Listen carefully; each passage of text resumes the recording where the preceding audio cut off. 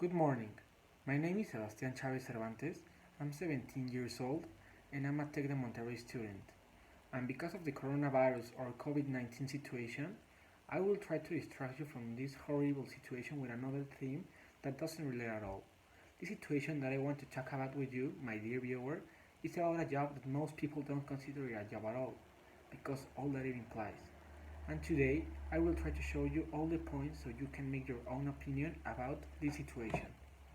During this video conference, I will tell you the meaning of this job I'm referring to, as also all the context that surrounds it, while I will be also talking of the actual situation of this job in the world and if it is accepted or not, why, if it should be legalized or not, and why. And besides this, I will be also talking about the history of this job since ancient ages. And for this, I base my investigation in other people's opinions, each one with a considerable age difference. Also, I investigated in a lot of pages, in a lot of newspapers, in a lot of magazines, so I really hope you like this little video conference. In spite of everything I will be saying here, at the end you will have your own point of view and I will appreciate if you could share it with me in a private comment. Well, the job I'm referring to is known by its popular name as prostitution. And the question I want to make you is this one. Should prostitution be legal? And if it becomes legal, it will be accepted? Well, to answer this question, I made a lot of research, as I have already said, and there I find this. Well, first let me ask you, do you know what is exactly a prostitution? According to the famous platform Google, prostitution is the act or activity of a person who has sex with another person in exchange of money. Meanwhile, the Real Academia Española of Language says that prostitution is the act and effect of prostitute, as also it is the act or activity of a person who has sex with another in exchange of money. My own point of view about this definition is that it's a job. At the end, prostitution is when a person gives a service and receives money in exchange of that service. It's a job like being a lawyer. It's also a job like being a chef, like being the boss, like being an office worker. You are doing a service and you're receiving money about that service. That is what I think it is a job, and a lot of people doesn't think that, and that is why I'm going to try to change this point of view during my video conference. Well, the history of prostitution begins in Thailand in 1351. Thailand is known for plenty of the things, not only the food, the island, and its crazy, heady capital Bangkok, but with certain kinds of tourists, it is also known for one more thing, prostitution. Mentioned by most with a giggle or joke accompanying the comment, there's no denying that it is extremely prevalent in Thailand and is available all over the country. Though it's not just a modern fad, it's been around the 4th centuries, and despite efforts to crack down, it doesn't look like it will be going anywhere soon. Tragic though it may be, the exploitation of women and forced sexual servitude has been around for a very long time. During the Ayutthaya period, women were passed around among men as concubines, mere spoils of war given to men as rewards for their efforts on the battlefield. What I mean? Well, during the ancient ages, in the 1300s, the men that go to war, when they came back to their countries, receive as a prize or receive in exchange of all the services they give to the country, a woman, and they could use that woman as a slave. I will continue reading. Okay, it remained this way for hundreds of years until the 20th century. The King Rama V sought a more Western approach to policy and abolished slavery. Unfortunately, that wasn't the end of their suffering. The abolition of slavery brought about freedom from slavery, yet freedom without land, property or money to support the family often left the uneducated slaves little choice but to turn towards prostitution. Brothels began to grow and spread along the length and breadth of the nation. It was here where they competed both with Chinese migrants, who came on the back of Thailand's rice exporting boom of the mid-9th century, and often with younger children who were sought after rice on. As Thailand began to modernize, its economy did the same. Moving from a sustenance-based economy to a capitalist one saw villagers needing cash to purchase goods. Many simply couldn't afford to live, and so turned to prostitution, migrating in a large number to big cities before returning home with more money than they could realistically have made elsewhere. This trend still exists today. For many, it's the only way they can provide for their families, and so will often send cash home each month to do so.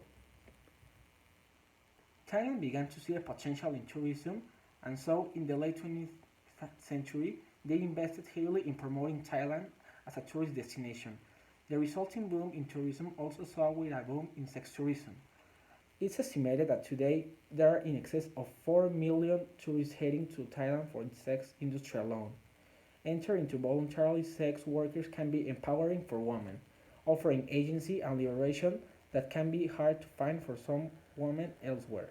This might be the case in the West, yet it's unfortunately seldom for the story in Thailand. Women are often taken advantage of and duped by brothel owners or pimps in order to secure their services. In Italy, let's go to another part of the world, in a different continent in Europe. In Italy, the Italian courtesans knew freedom like no other prostitutes of the Renaissance period, around 1420 and the 1600. While most women during this time were only truly able to educate themselves if they were sent to a convent, courtesans were able to study freely. Furthermore, courtesans were able to obtain the same security and stability as married women, and, unlike married women, they were actually able to embrace their sexuality. Widely considered the best educated and most cultured women of their time, these women were able to hold philosophical conversations and discuss poetry with their clients in addition to providing sex services. Their influence became so great that they were actually able to affect politics by sharing their views with the politicians among the clientele. So as you can see, in Italy the situation for the prostitution wasn't bad. In exchange, it was really good. The prostitutes or the sexual workers were able to have a job, were able to read, were able to talk. Let's say, you know that during the Renaissance, the woman's opinion wasn't taken at all. But if you were a prostitute, you have the opportunity to talk, to express yourself, and as I had already read, to embrace your sexuality. Now let's go to the ancient Greece. In the ancient Greece, of all the women in Greece's long history of prostitution, none were held to such high standards as the Oletrites. During a time when sex services were taxed by the state, Oletrites were skilled in more than just the art of sexual pleasure. Many proved the state many proved themselves to be not only accomplished singers and dancers, but even gymnasts and fencers. When hired out to certain private parties and meetings, these women could end up earning the modern equivalent of several thousands of dollars with just a single evening's worth of work. Overall, they were able to find a respectable place within their culture and even found themselves featured in countless works of art and literature.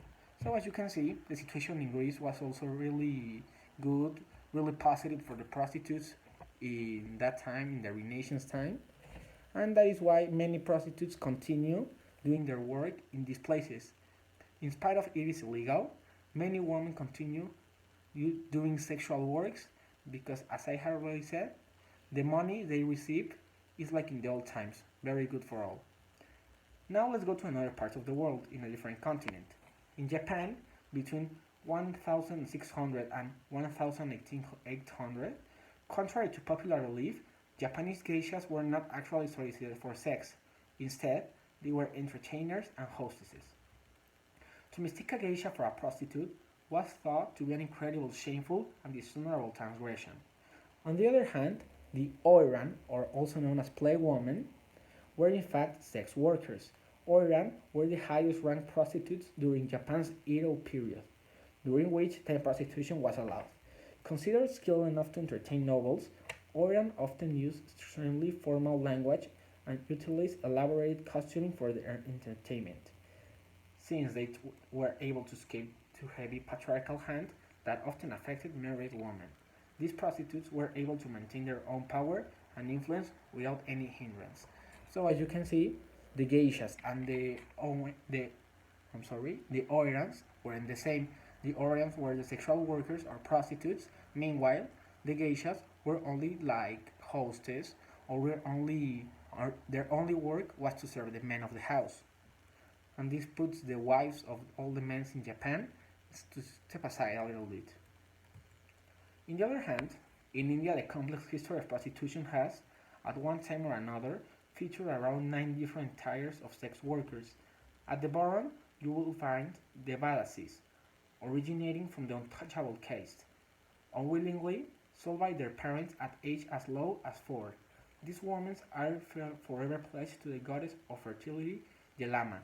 So, the children from the families that were beautiful and also were the youngest one were the ones that go to become I'm sorry, they were the ones that become Adevarasis, that were the lowest sexual workers into the caste that was in India during the ancient times. As they are unable to marry mortal men, they work until they are no longer considered young and attractive, and are cast out to live the remainder of their life as beggars. This means that after they are young and they start to growing up and lose all of that beauty that usually got them that job,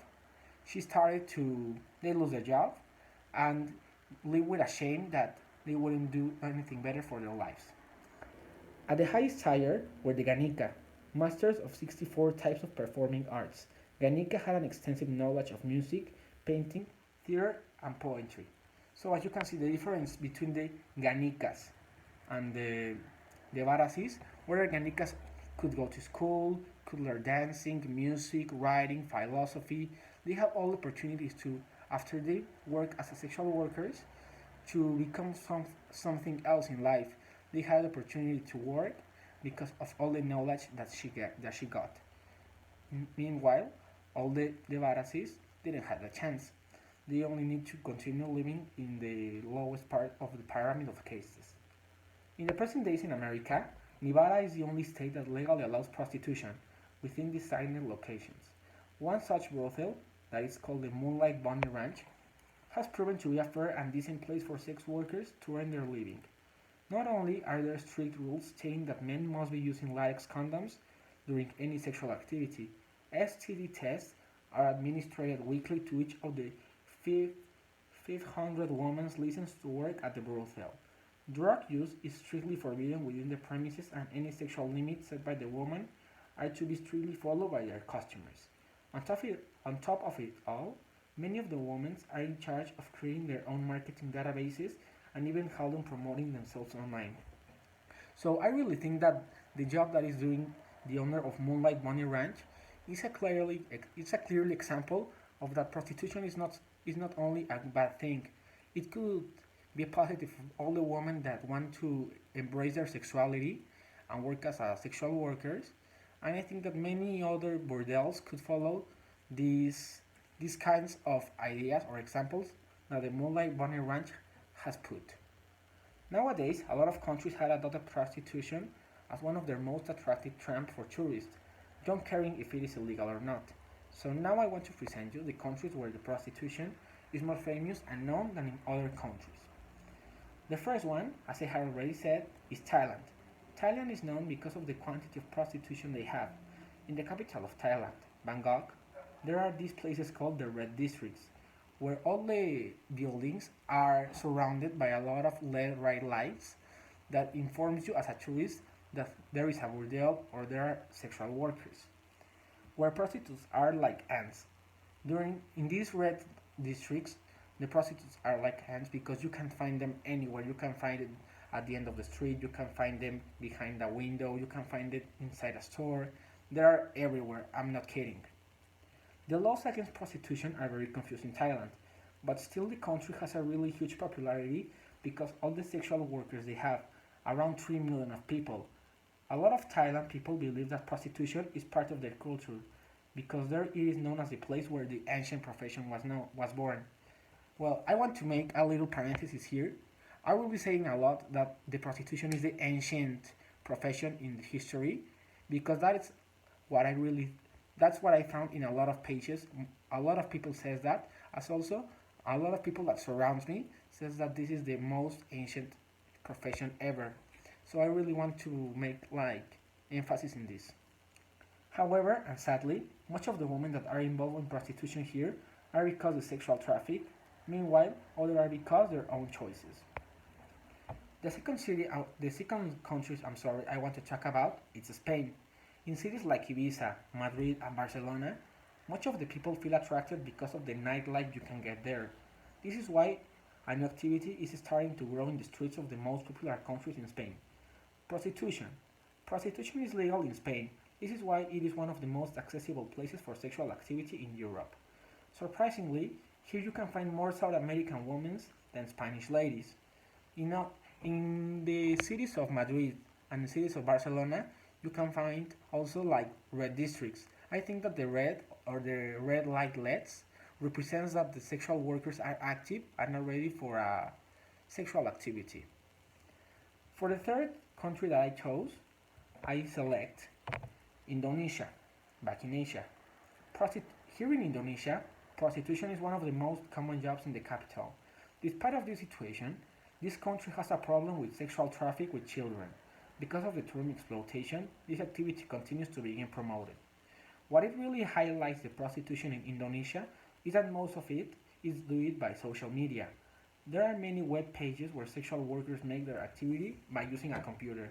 This is how it works. Let's say that you are a customer and you want to have a sexual activity via your laptop.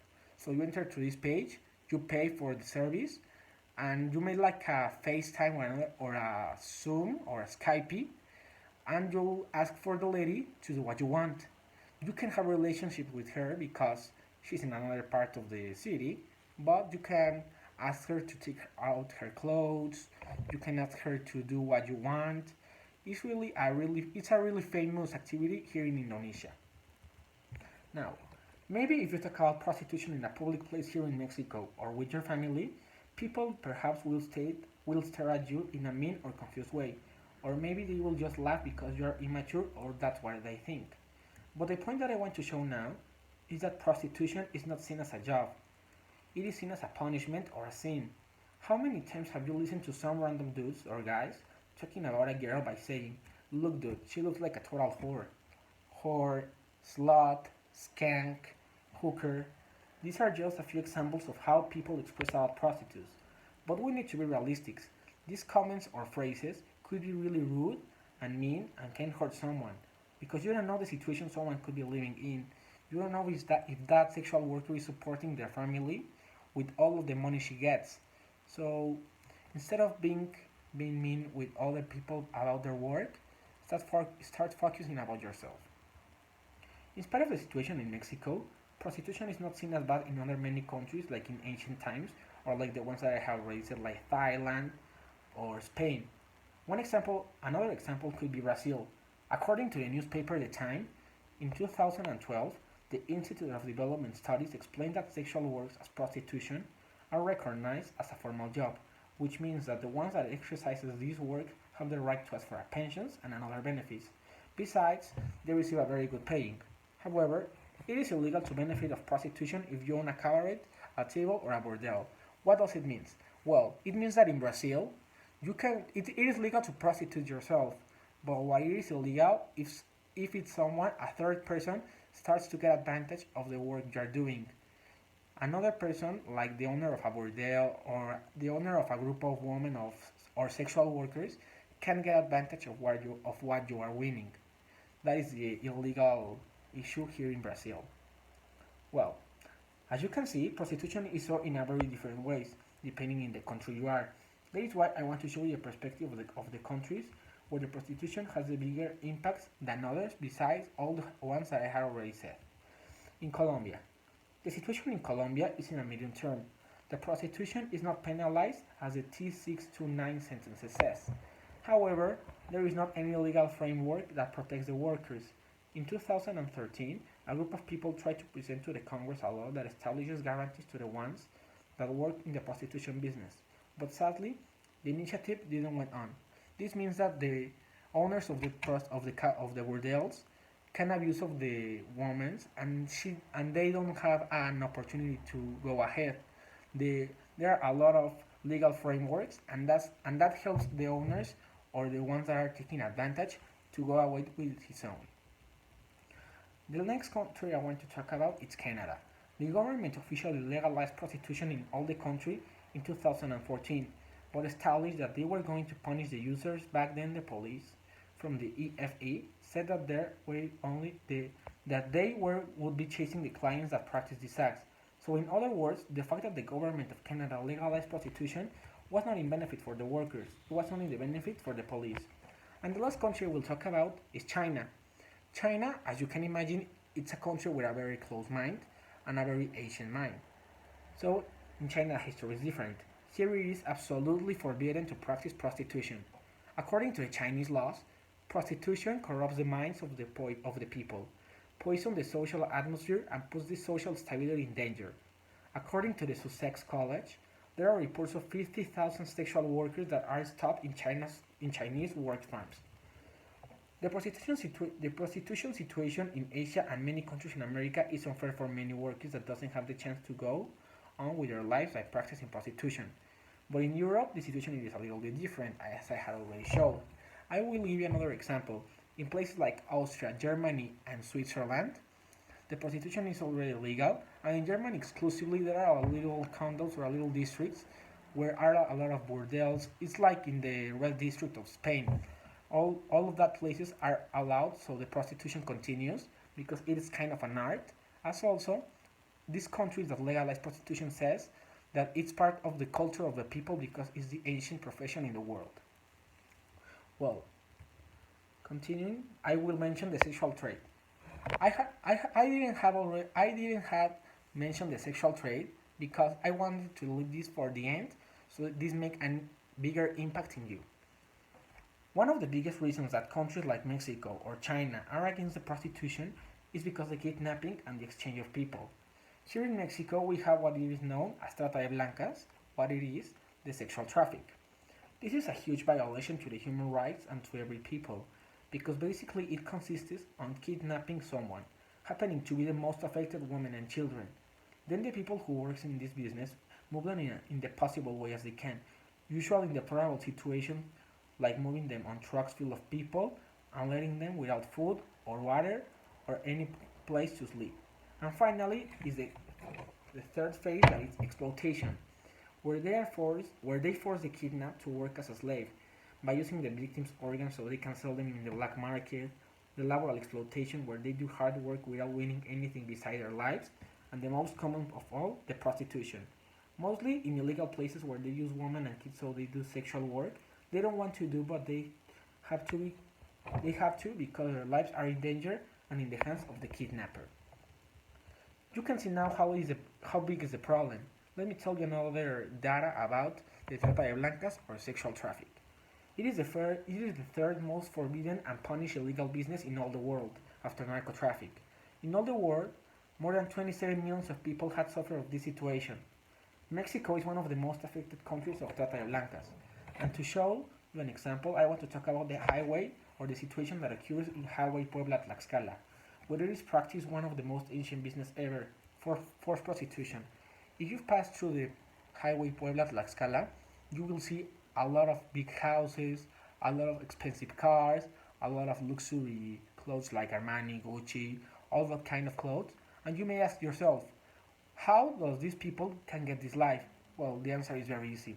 Forced prostitution that is made because of the traffic of the sexual traffic. With all of this information, now I want to show you the opinion of some Mexicans with different ages what they think about prostitution. If it should be legalized, and if it is legalized, will it be accepted? First, I interviewed my grandfather. His name is Victor Manuel Cervantes. He's 75 years old. He was born in 1945. And first, I asked him if he thinks that prostitution should be legalized. And as I imagined, he told me no, because it is an illegal practice in his days and that it should continue in that way. However, he liked to add that it's one of the most ancient business ever.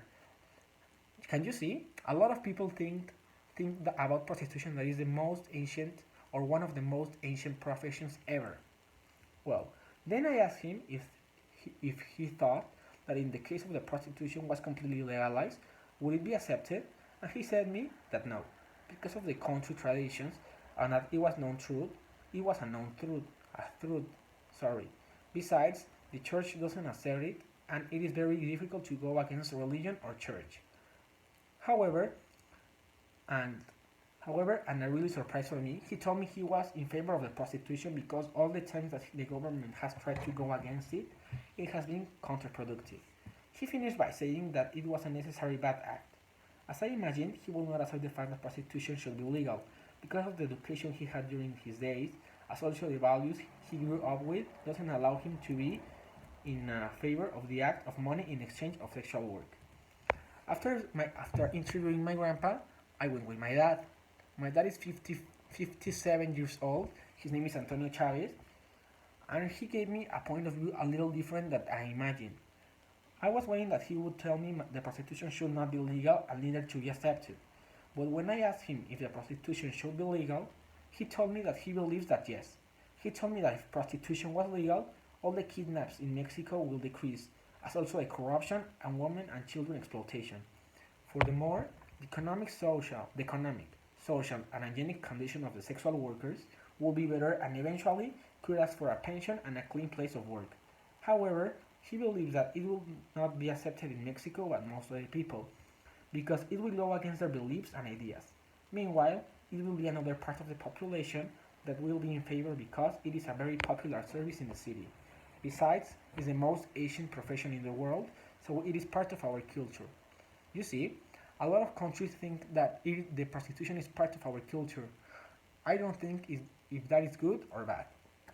Well, the interview from my father really surprised me because he has a really close mind, and so he answering me with these responses really surprised me. Now, my next interview was my mom, Isabel Cervantes. She's 45 years old. When I asked her if prostitution should be legal or not, she told me that in spite of being against it, she thinks it should be legalized because in that way, women exploitation and children exploitation, illegal sexual traffic, and insecurity for women and children will decrease because in that way, the sexual workers would have more freedom about their jobs. As also the kidnapping for these people will also decrease. Illegal shopping of women and children by cabarets will reduce, and sexual workers will go to work without shame and fear.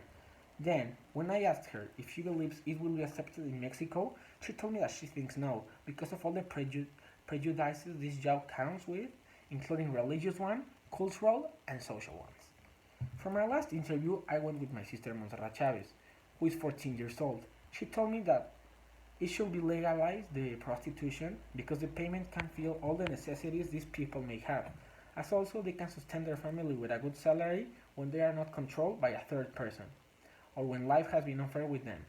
She thinks that it will not be accepted in Mexico because many people see it wrong about the fact that a person exchange money for sex.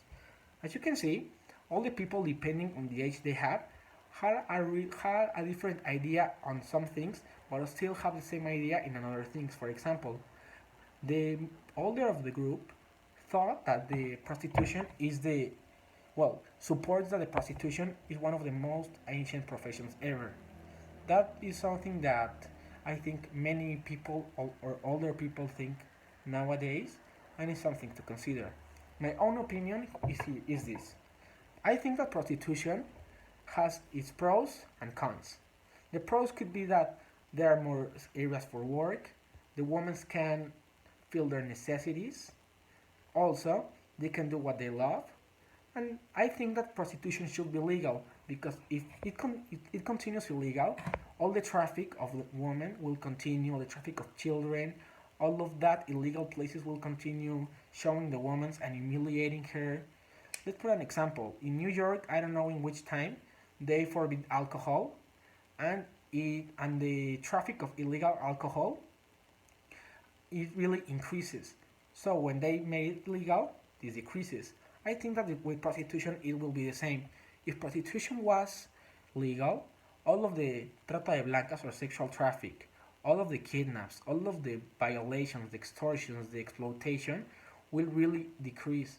This is why I think that we should legalize prostitution. The cons will, as I have already said, the kidnaps, all the violations, all the exploitations, everything that the women suffer because they they didn't study, they didn't have the opportunity to go to school to educate themselves, and their only chance is to, well, sell their body. This is why I think prostitution should be legalized. And for it to be accepted, I think that the people need to change their minds, need to believe, and and must think that calling a girl a hooker, calling a girl a slut, a skank, I don't know, another other nicknames that are really mean and rude should stop, because that is not a way to call a woman. She's only doing a job. She's doing a job as your father. She's doing a job as your teacher. She's doing a job as of your head family. She's only giving a service in exchange of money. She didn't have the chance to go ahead in life because she didn't have the same opportunities as all of us. So that is why I think that we should accept prostitution, because we don't know the circumstances of the people, and if we really knew it all, we will be really surprised. Thank you.